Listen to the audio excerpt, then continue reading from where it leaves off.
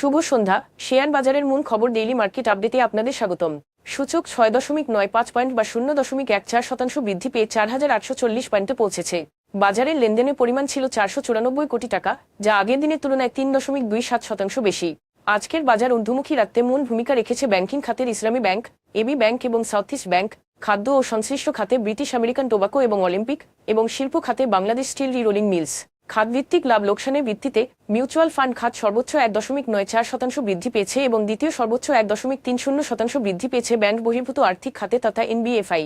অন্যদিকে তথ্য প্রযুক্তি তথা আইটি খাত 0.46% ক্ষতির সম্মুখীন রয়েছে। আজকের শীর্ষ 20টি লাভজনক প্রতিষ্ঠানের মধ্যে 5টি এনবিএফআই, 4টি টেক্সটাইল কোম্পানি এবং 4টি ব্যাংক অন্তর্ভুক্ত ছিল।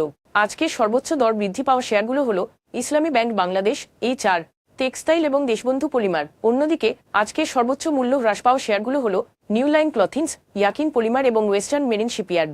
উল্লেখ্য, এ সকল কোম্পানির ক্ষেত্রে কোন মূল্য সংবেদনশীল তথ্য প্রকাশিত হয়নি। আজ উল্লেখযোগ্যভাবে লেনদেন বেড়েছে যেসব কোম্পানির, সেগুলো হল ইউনিলিভার কনজিউমার কেয়ার, কপারটিক ইন্ডাস্ট্রিজ এবং লেগাসি ফুটওয়্যার। গত 3 মাসের গড় লেনদেনের তুলনায় এদের লেনদেনের পরিমাণ আজ উল্লেখযোগ্যভাবে বৃদ্ধি পেয়েছে, তবে এ বৃদ্ধির পিছনে স্বাভাবিক কোনো কারণ জানা যায়নি। বাংলাদেশ ব্যাংক আর্থিক খাতের স্থিতিশীলতা রক্ষার জন্য 12টি দুর্বল ব্যাংককে প্রায় 52,500 কোটি টাকা সহায়তা দিয়েছে। যদিও কেন্দ্রীয় ব্যাংক কঠোর মুদ্রানীতির অবস্থান ধরে রেখেছে। সহায়তা পাওয়া ব্যাংকগুলোর মধ্যে রয়েছে এমন কয়েকটি প্রতিষ্ঠান যেগুলোর আর্থিক বাংলাদেশ ব্যাংকের এই উদ্যোগ দেশটির আর্থিক অবস্থার স্থিতিশীলতা ও আস্থা ফিরিয়ে আনার লক্ষ্যে একটি দৃঢ় প্রতিশ্রুতি নিশ্চিত করে। রেমিটেন্স প্রবাহ বৃদ্ধি এবং আন্তর্জাতিক মুদ্রা তহবিল, IMF, বিশ্ব ব্যাংক ও অন্যান্য উন্নয়ন অংশীদারদের অর্থছাড়ের কারণে বাংলাদেশের বৈদেশিক মুদ্রার রিজার্ভ 2 বছর পর প্রথমবারের মতো $25 বিলিয়ন অতিক্রম করেছে।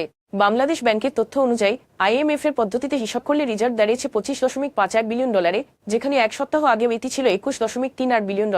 এই মাইলফলক দেশের অর্থনীতির জন্য বেশ প্রত্যাশাজনক, সেই সাথে এটি বিশ্বব্যাপী আর্থিক খাতে বাংলাদেশের পুনরায় শক্ত অবস্থানের ভরসা জাগায়। আজ এ পর্যন্তই, ধন্যবাদ।